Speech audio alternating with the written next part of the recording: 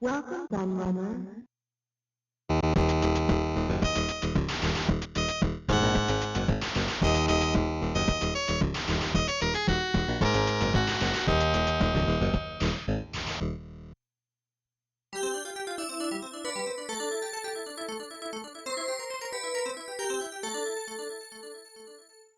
It has to be said that running the viewer polls for these amazing facts videos has been a very interesting and enlightening experience.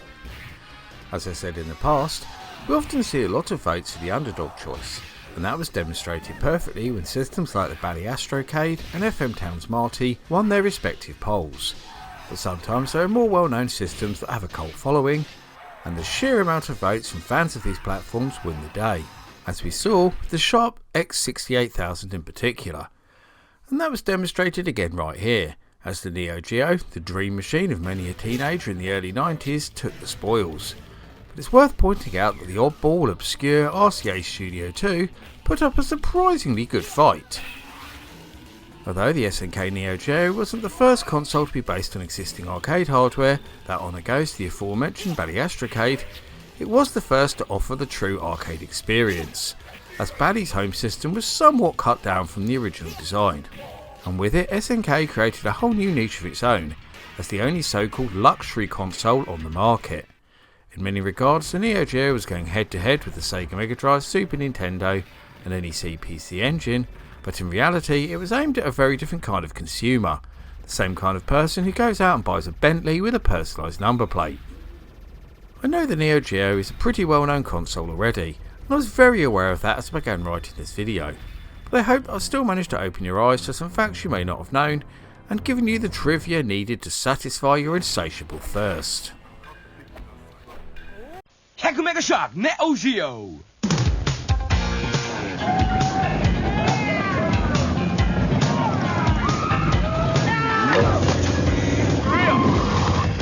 About time you got here!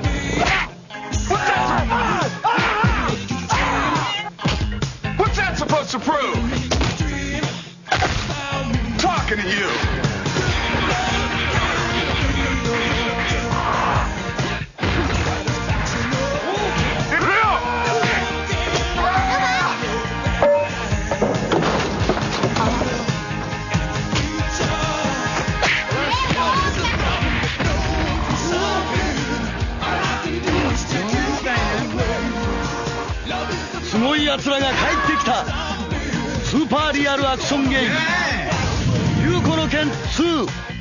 You're one of a kind.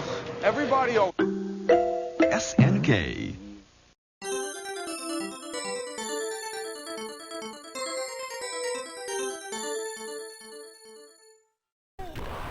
The single thing that the Neo Geo is most famous for is that it offered a true arcade experience in the home. That's because the arcade-orientated multi-video system offered up the exact same hardware as the home-focused advanced entertainment system. But although the AES and MVS shared the same architecture, there were a few adjustments made to keep the arcade operators happy. So SNK promised that the latest games would always be released in coin-op configuration first, with the home versions following at least 6 months later. They also made sure the games weren't compatible too, with the MVS utilising bulky shock boxes, which were basically cartridge-like arcade boards in a plastic case, and the AES using regular if incredibly wide ROM cartridges with nice fancy labels and boxes. It might also interest you to learn that there were in fact some Neo Geo games that were never released in home form at all, and these generally fetch much higher prices than titles that were released in both configurations.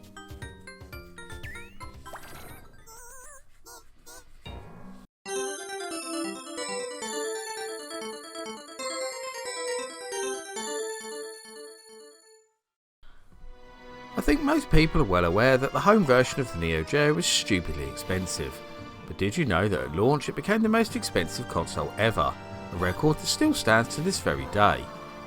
SNK were always adamant that the Neo Geo was a luxury console and should always be promoted as such. This was very much confirmed by its $650 launch price, which converts to over $1,300 in today's money when adjusted for inflation. This did include a game, originally NAM 1975 or Baseball Stars, and 2 controllers, But there was the cost of the memory cards too, needed to save your progress. Okay, these weren't essential, they were certainly useful. Then we have the games. One of the main disadvantages of owning a console when compared to a home computer was the high price of cartridge games. But Neo Geo carts took this to a whole new level, with games starting from $200, which is close to double that when adjusted for inflation, and went up from there, depending on the ROM size. This was certainly very affordable for arcade owners, especially when compared to the cost of a regular cabinet, but far too rich to make an impact on the home market.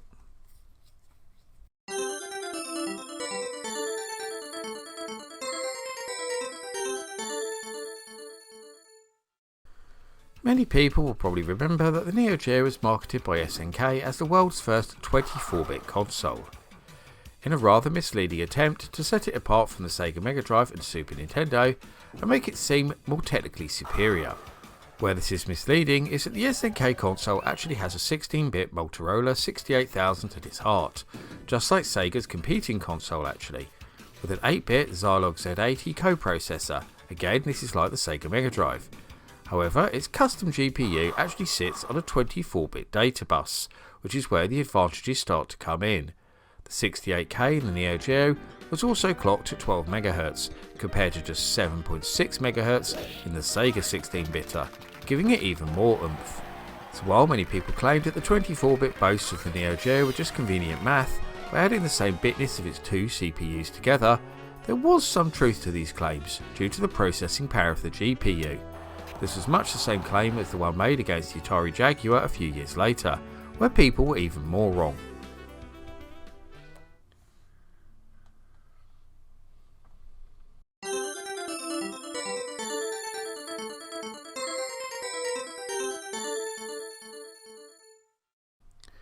In 1987, SNK managed to woo star programmer and games designer Tashi Nishiyama away from Capcom, where he had previously created the highly influential Street Fighter as well as the first Mega Man game. He had previously worked at Irem, where he created two other iconic titles in the form of Moon Patrol and Kung Fu Master. Shortly after he joined SNK, he proposed the concept of a custom arcade system that used ROM cartridges like a games console, instead of expensive boards, and also suggested that a home version of the system could be made too. His main reasoning for this proposal was to make a more affordable arcade system for areas like Southeast Asia, Central America and South America, where it was difficult to sell arcade games due to the rampant piracy.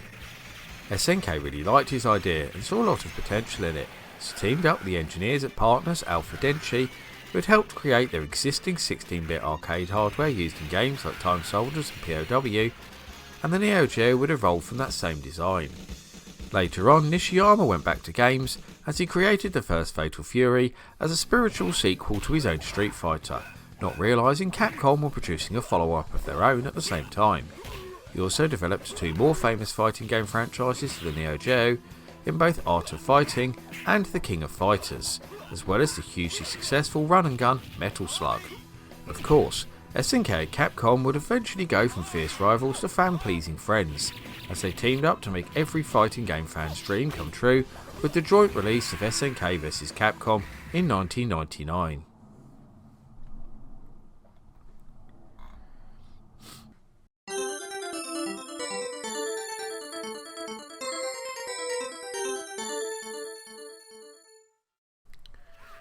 And leading right on from the last entry, the Neo Geo is now widely considered the console for one-on-one fighting games.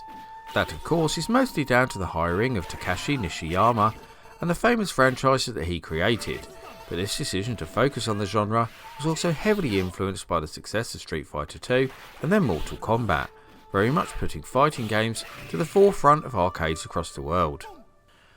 As well as the aforementioned Fatal Fury, spin-off King of Fighters and Art of Fighting, the Neo Geo also played host to several other popular fighting game franchises, including King of Monsters, Samurai Showdown, The Last Blade and World Heroes.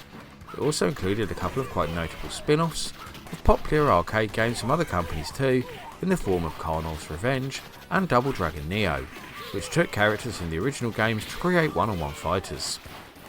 Although many of these fighting games were made famous on the Neo Geo, they were soon converted to other systems, and many of the franchises continued long after the Neo Geo was no more.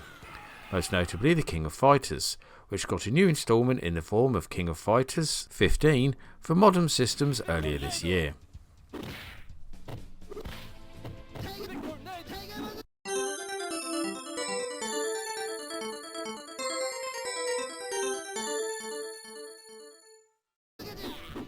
It probably won't surprise you to learn that the Neo Geo is marketed almost exclusively at adults. This was mostly down to the high price and it being seen as a luxury item, but SNK also liked to suggest that the console was home to more risque content.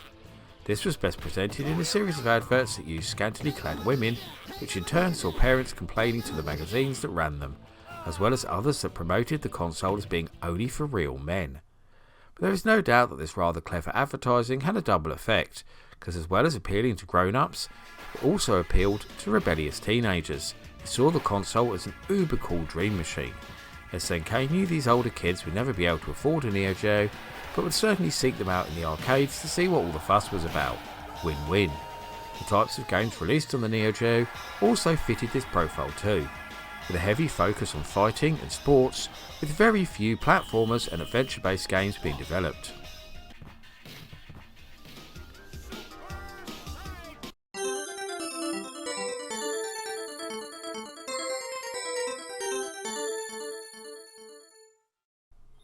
As we moved towards the mid-90s, console manufacturers started to move away from cartridges and embrace CDs as a new storage medium. All the major players of the time, including the likes of Sega, Atari, Commodore and Nintendo, announced new CD-based systems and or add-ons, but nobody expected SNK to follow suit. At the 1994 Tokyo Toy Show, SNK formally unveiled the Neo Geo CD, a smaller, sleeker looking console with a built-in CD-ROM drive completely replacing the cartridge slot. Although there wouldn't be much of a difference in the entry cost of the hardware, there was a huge difference in the cost of the software, with SNK promising prices in line with all of their rivals. They also promised that all current Neo Geo games would be converted into the new lower cost format, though this turned out to be a bit of a fib, with only major titles being ported over. Now in many ways this sounded ideal, because the huge storage capacity of CDs was perfect for hosting the large ROM sizes of Neo Geo games. But SNK's software engineers soon discovered that it wasn't as easy as just plopping a game onto a CD. The code would need to be reconfigured to load from the CD, and they also soon discovered bottlenecks with the size of the RAM and the inability to transfer data on the fly. This meant that many games needed to be reprogrammed, and the new CD versions would sometimes be lacking small features and suffered from chronically long loading times. Part of the reason for this was SNK's ludicrous decision to include a single-speed CD-ROM drive in the redesigned console, when double speed was already the norm. This mistake was later fixed by the much sought-after CD-Z model, although this was only ever released in Japan. In total there were 3 different variations of the Neo Geo CD, a front-loading model, which was only distributed in Japan, with 25,000 units built, a top-loading version, which was marketed worldwide, and is by far the most common model, and finally the aforementioned CD-Z.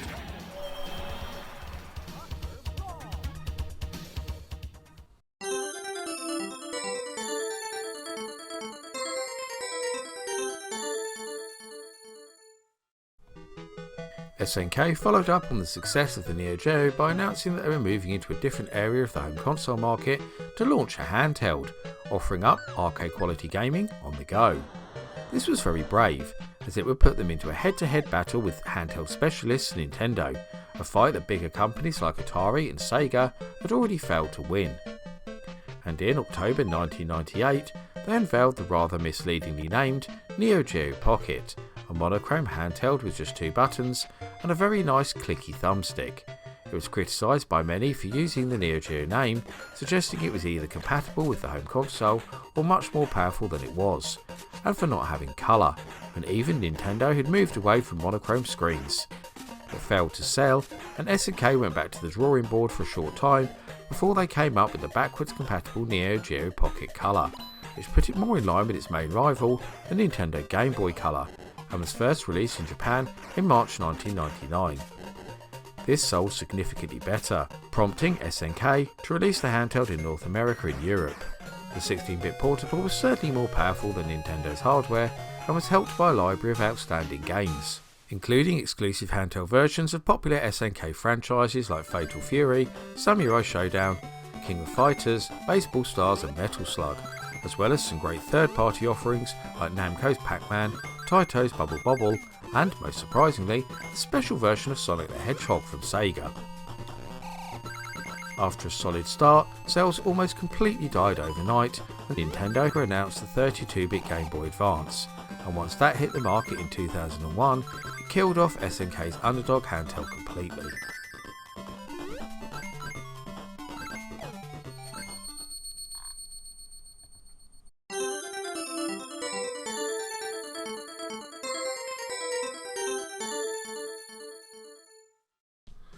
Given the success of the Neo Geo, especially in the arcade arena, it's no surprise to learn that SNK planned no less than 2 follow-ups, which had very different fates. In 1992, SNK started hinting that they were creating a new upgraded version of the Neo Geo hardware that would feature support for both cartridge and CD and offer up full backwards compatibility. This was then christened the Neo Star, and early designs of the console were shown to the press, before things went very quiet. Eventually, the Neo Star morphed into the Neo Geo CD, and plans to upgrade the existing hardware were subsequently cancelled. If you want to know more about this fascinating story, then you can watch my standalone video on the Neo Star by clicking the link in the description. Then there was the Hyper Neo Geo 64, a new arcade system that was designed for the 3D generation, and the advent of new technology from the likes of Namco and Sega in particular. Released in 1997, this new hardware featured a true 64-bit processor alongside a powerful new GPU capable of pushing out 3D texture map polygons in up to 16.7 million colours.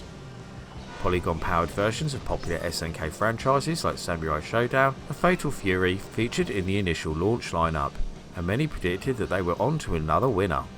SNK soon announced that a home version would follow, just as we had seen with the original Neo Geo. Unfortunately, the initial games were incredibly lacklustre, the hardware seemed underpowered when compared to its rivals, and the arcades were starting to die off as new, more advanced home consoles like the Sony PlayStation and Nintendo 64 offered up even better experiences in many cases. Again, if you want to know more about the Hyper Neo Geo 64, then follow the link in the description, as I've done a whole separate video on the subject.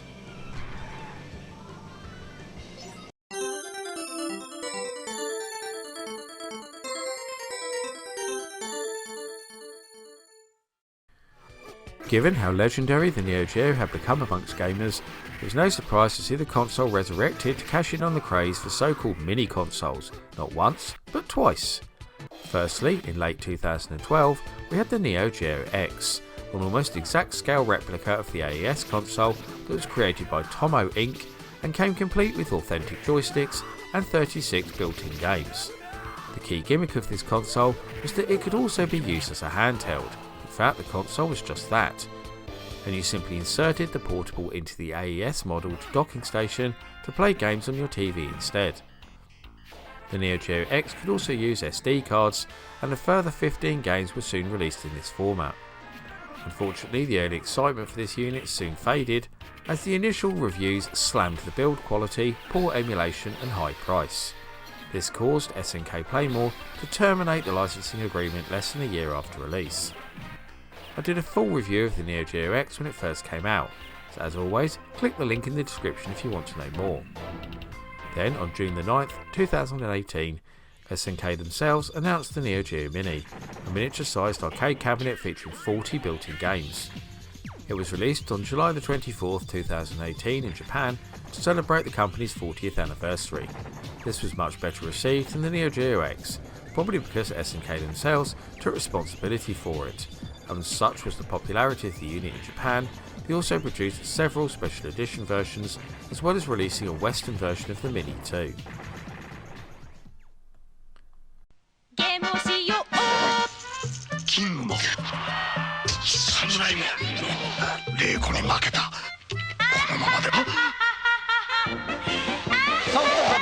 Neo Geo CD こうしてこっち早くそう係長上手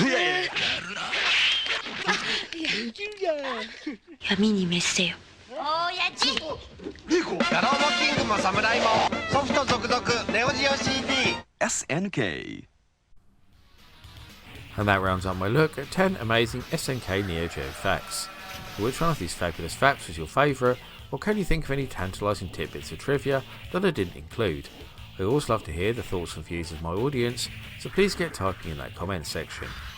Before I go though, I must thank all of my loyal patrons who continue to support my channel and make videos like this possible. However, I must give special thanks to the following patrons in particular for their much appreciated pledges: Grady Haynes, Mitchell Valentino, Troy Dube, Seth A. Robinson, Carl Olsen, Doss Gamerman, Sonic Mania 999, Paul Daniel, James Taylor, Retro Resolution, Matt Standish, and Electron Star Collapse. If you also want to help support all my creative endeavours, including this YouTube channel, then please go and check out my Patreon right now.